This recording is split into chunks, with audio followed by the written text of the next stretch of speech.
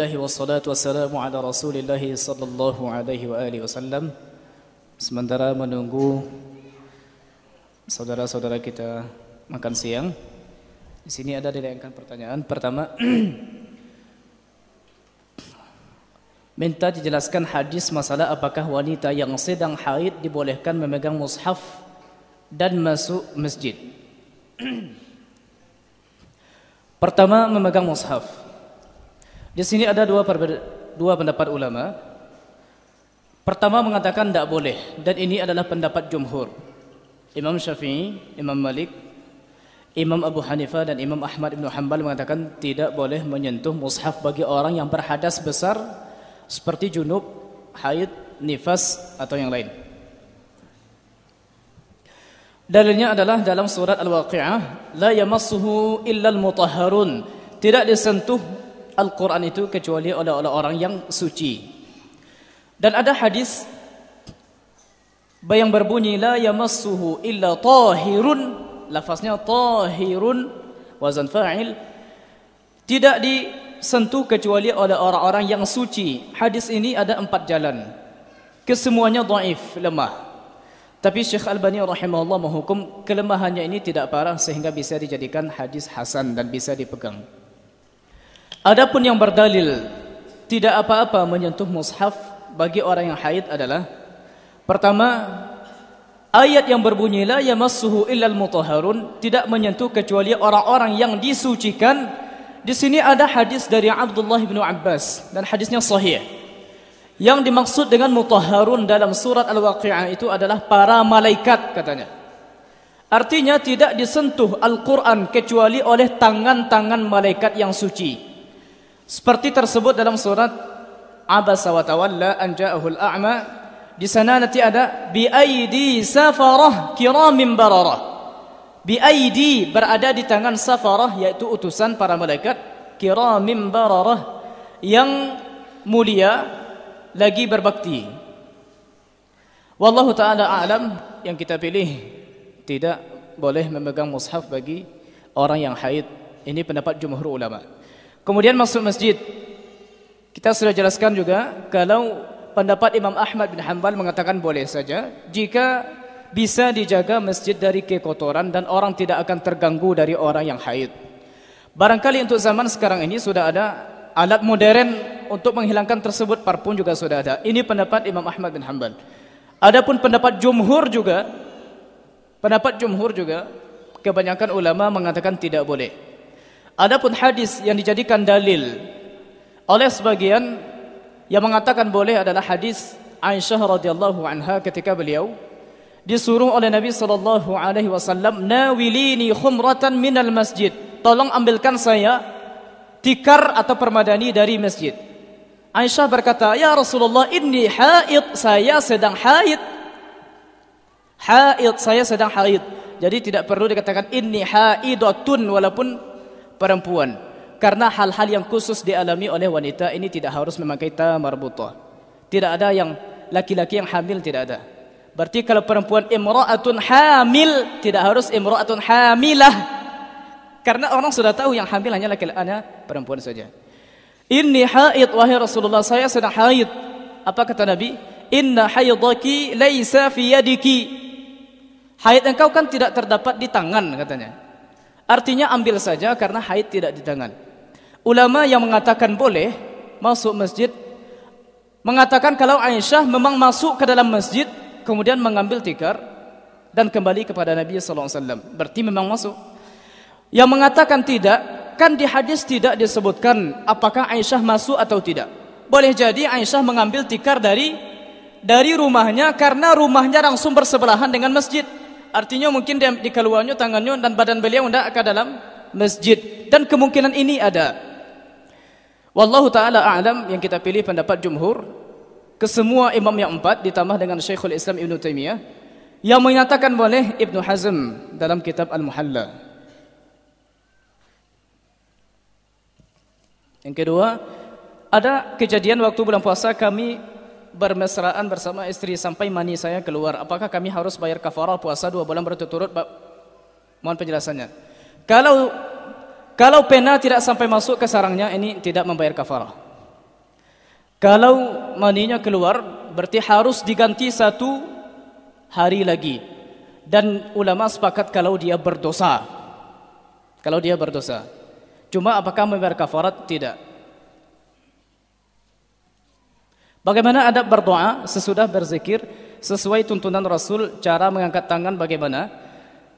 Tangan diangkat kedua-duanya, tapi di sini juga tidak ada cara khusus yang pernah diceritakan oleh Abu Bakar radhiyallahu anhu ketika Rasulullah berdoa, katanya sampai ketiak beliau, sampai putih ketiak beliau kelihatan. Berarti memang akan diangkat agak tinggi, berarti agak tinggi. Tapi kaifiyat khusus dari Nabi, maksudnya apakah nanti didekatkan seperti ini atau ditampungnya seperti ini, ini tidak ada.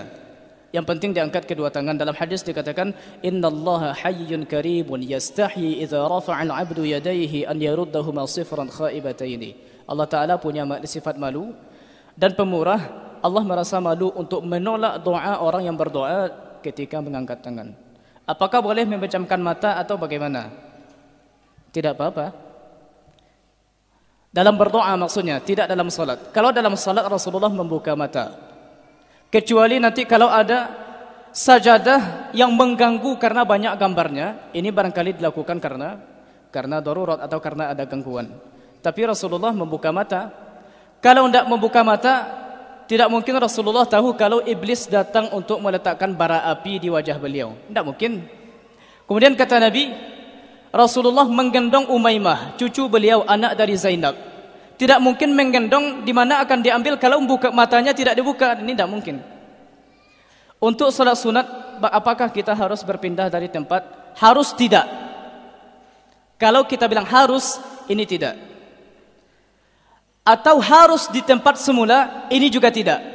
Imam Bukhari rahimahullah dalam Sahih Bukhari, tapi ini bukan hadis, tidak dihitung hadis Bukhari, tapi ada di Sahih Bukhari. Katanya, la yusalli al-imamu fi makanihi. Disambung oleh Imam Bukhari, hadisun la yasih. Tidak boleh imam tidak boleh salat di tempatnya. Hadis tidak sahih, kata Imam Bukhari. Sekarang apakah dianjurkan kita berpindah atau tidak? Pertanyaan yang sama dulu pernah dilayangkan oleh salah seorang ikhwah kita di sini ketika saya berada di Mesir. Akhirnya kita cari. Ada hadisnya satu di Sunan Abi Daud, ada di Sunan Baihaqi, ada di Mu'jam Tabrani. Syekh Albani rahimahullah mengumpulkan hadisnya dan mengatakan kalau hadisnya ketika dikumpulkan menjadi hasan, bisa dipakai. Kemudian dalam hadis di Sahih Muslim, dalam Kitabul Jum'ah, ketika Muawiyah radhiyallahu anhu, beliau setelah khutbah, ada sahabat yang setelah solat Assalamualaikum warahmatullah langsung berdiri dan solat di tempatnya. Apa kata Muawiyah?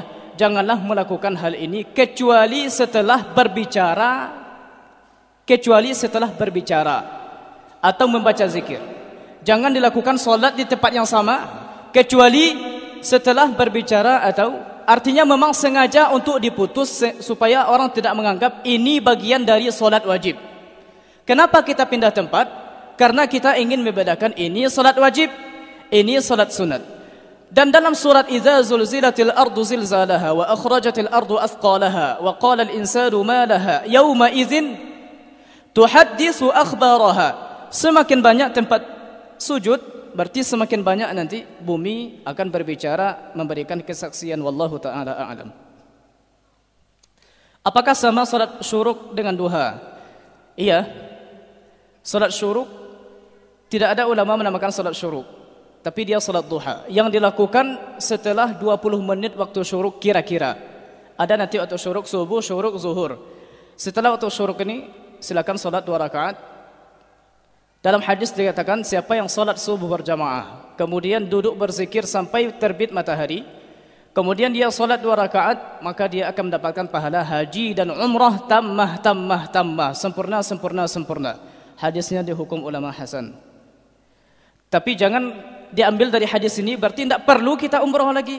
Untuk BPT umrah atau haji, tidak. Jelas saja nanti pahalanya berbeda. Orang yang pergi umrah, pergi haji, semakin susah dia beribadah, semakin banyak pahalanya. Ketika dia melihat kawan-kawannya berkenalan dengan yang lain, ini pahala juga. Ini tidak didapati ketika berzikir. Bolehkah menguburkan jenazah di malam hari karena ada hadis yang melarang. Hadis yang melarang, tidak ada hadis melarang. Ketika hadisnya sahih, imra'atun taqumul masjida, ada wanita yang sengaja membersihkan masjid. Ini beliau meninggal dan Rasulullah selalu bertanya mana dia. Dia sudah dikuburkan oleh sahabat pada malam hari.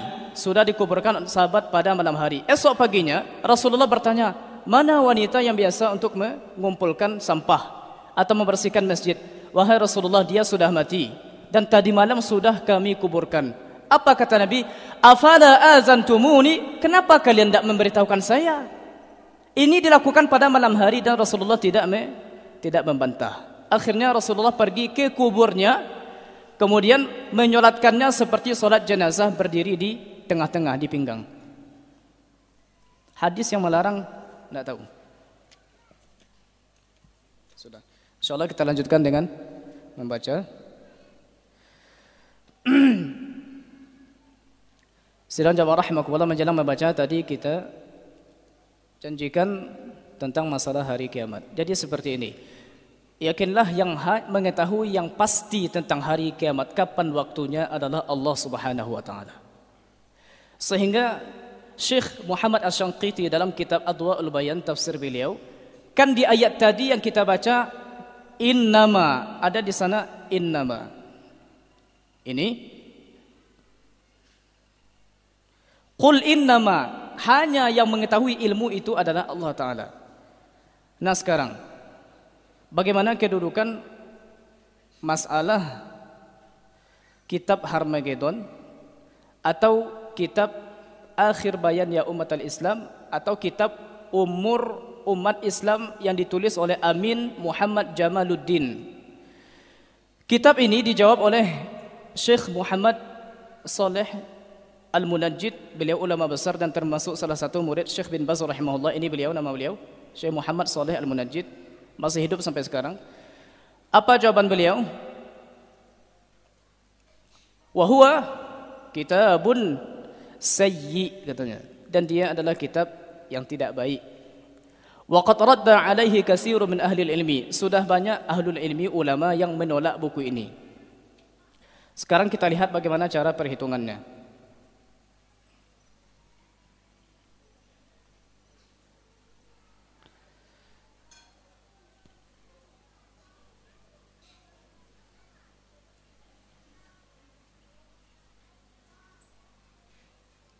Sambil menunggu kita lihat peta Nabi Yusuf.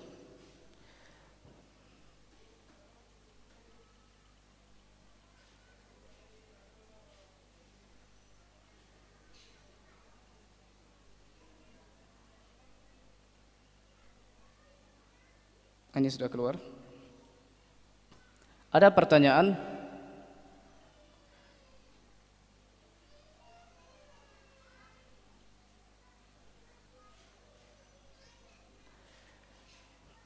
Ada yang bertanya kepada ulama kita.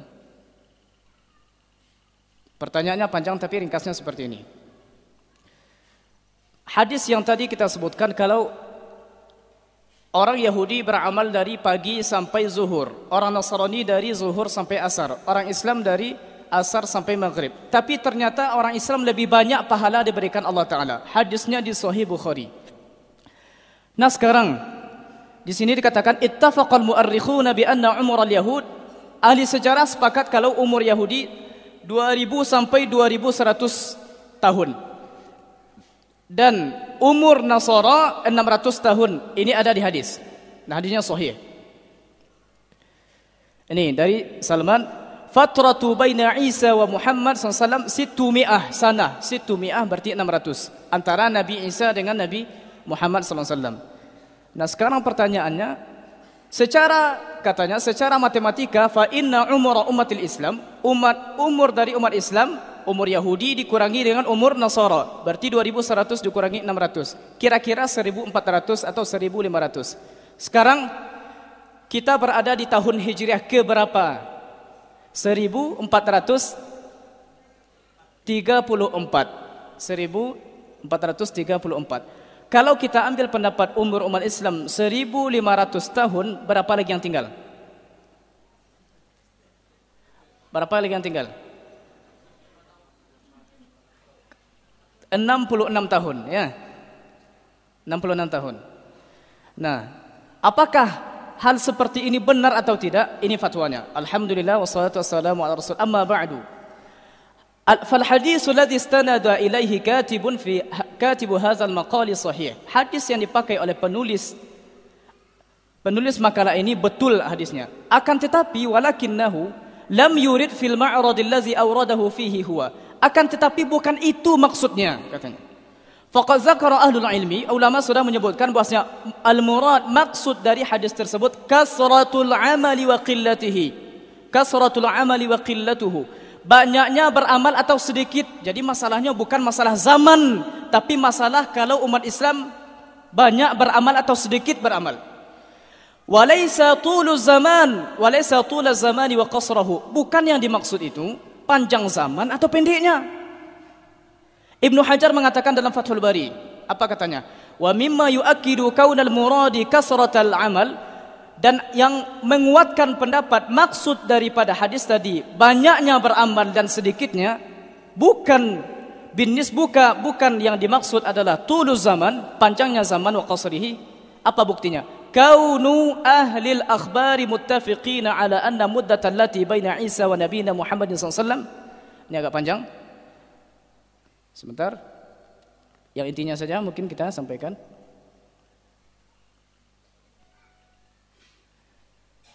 Kemudian ini, wa ala kullin, bagaimanapun, fa inna hazihil hisabat, hitungan-hitungan yang tadi, hisab-hisab yang tadi, allati zukirat, yang sudah tersebut, laysat sahihah, tidak benar sama sekali. Wala yajuzu li'timad 'alaiha, tidak boleh dipegang fi misli hadzal mawdu', katanya, tidak boleh dipegang dalam judul ini. Jadi seperti ini, kita tidak bermaksud untuk memecah belah kaum muslimin, tidak. Tapi mari kita memahami masalah ini dari dua sisi. Jangan hanya ketika membaca satu buku akhirnya kita putuskan, tidak. Beliau ini banyak menukil dari kitab Al-Fitan karangan Hammad ibnu Nuaim. Bukunya ada di sini. Saya ada bukunya. Dan kitab Hammad, yang orang yang bernama Hammad ibnu Nuaim ini banyak dihukum ulama lemah dan meriwayatkan hadis-hadis gharaib yang asing-asing, yang aneh-aneh. Ini keadaannya. Wallahu taala alam. Yang kita inginkan adalah jangan sampai awak dia ladaki hari kiamat akhirnya awak futur. Ladaki hari kiamat tak kebalik. Ka berkarajo awak kini, ka berdagang awak kini. Tak kabilo ka beruntungan orang ka kiamat lain. Jangan sampai mudi itu. Dalam hadis sahih di Sahih Muslim, Rasulullah mengatakan, "Kalau la tibu hari kiamat wa fi yadi ahadikum fasilah," dan di tangan salah seorang di antara kalian masih ada biji-bijian, maka tanamlah. Padahal kiamatlah datang. Pastinya ya. Kalau kiamat sudah datang, bagaimana dia akan tumbuh? Tapi model itu Nabi Majanawa, awak hanya berkewajiban beramal saja. Hasil Allah yang menentukan. Wallahu ta'ala alam. Kita lanjutkan membaca surat Al-Anfal.